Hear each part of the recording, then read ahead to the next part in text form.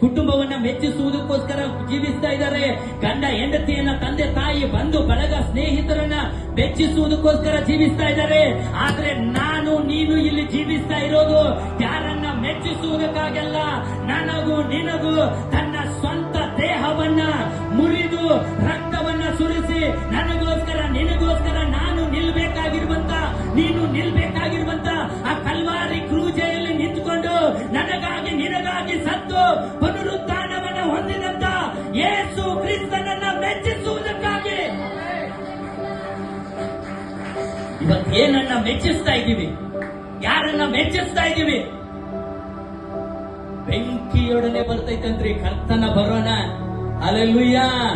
ಏನೋ ಒಂದು ದಿನ ಬಂದು ಹೋಗ್ತಾ ಇದ್ದೀನಿ, ಯಾರೋ ಸುವಾರ್ತೆ ಸಾರಿದ್ರು, ಏನೋ ಒಂದು ಅದ್ಭುತ ನಡೆಯಿತು, ಬಿಡುಗಡೆ ಆಯಿತು ಎಂಬುದಾಗಿ ಸಭೆಗೆ ಬರ್ತಾ ಇರುವುದಾದ್ರೆ ನೀನು ದೇವರಿಗೆ ಮೆಚ್ಚುಗೆಯಾಗುವ ಮಗನಲ್ಲ, ನೀನು ದೇವರಿಗೆ ಮೆಚ್ಚುಗೆಯಾದ ಮಗಳಲ್ಲ.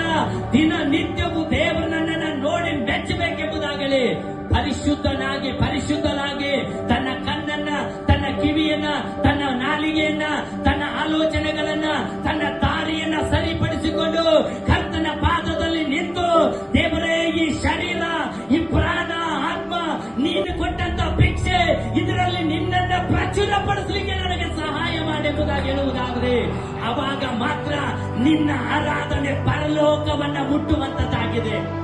ಹಲ್ಲೆಲೂಯ. ಆವಾಗ ಮಾತ್ರ ಪರಲೋಕದಿಂದ ದೇವರ ಮಹಿಮೆ ನಿನ್ನ ಮಧ್ಯದಲ್ಲಿ ಚಲಿಸುವಂತದ್ದಾಗಿದೆ.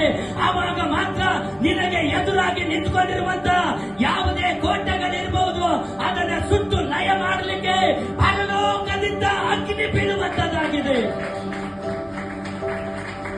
ಇವತ್ತು ನೀನು ಯಾರನ್ನ ಮೆಚ್ಚಿಸ್ಬೇಕಂತೇಳಿ ಯೋಚಿಸ್ತಾ ಇದೀಯ? Hallelujah, hallelujah.